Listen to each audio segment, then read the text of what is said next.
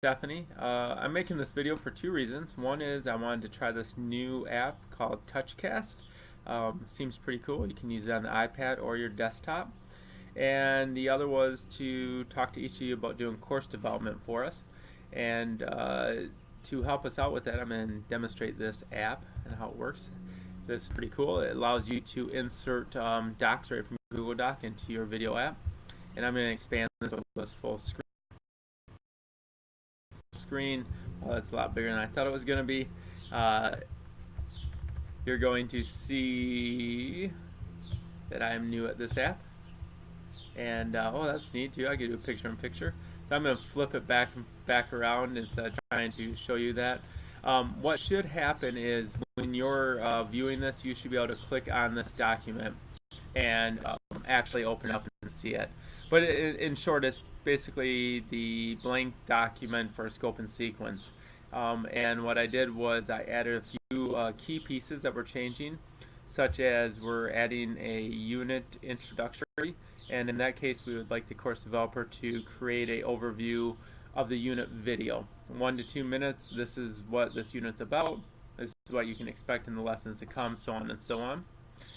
We also are asking our developers, instead of creating the content video, to create a engagement or activation video, and again that's very similar to an introduction.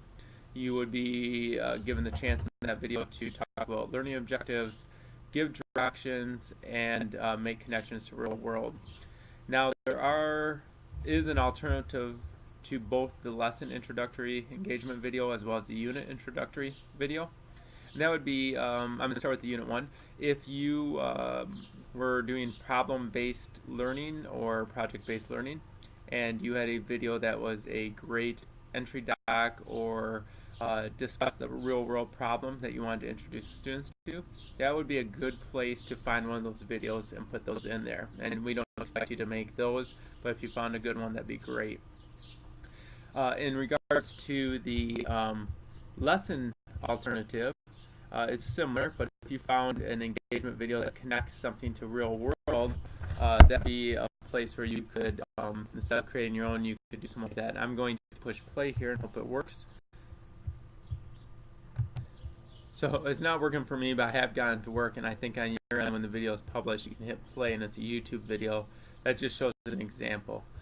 But again, this app could be really cool if you're teaching and wanting to provide these resources to your students through your videos. So I'm going to jump to another nice feature of this app, and first I'm going to hide these, and that is it allows for a whiteboard feature, and you can do a colored background or just keep it transparent. And in this case, I'm going to keep it transparent, and I'm just going to type down a few quick things that will help us out. So in short, course developers will be asked to provide a scope and sequence using that template we had, and typically we just looked at the power standards or we use the scope and sequence off Curriculum Crafter. I'm assuming for each of your courses you already have this developed. And then for the lessons, you would create a unit intro and then a lesson intro video for each. We'd ask you also to find, or if you wanted or had your own already content videos, to use those. To find any additional resources you think would be necessary for that student to be successful or to provide differentiation.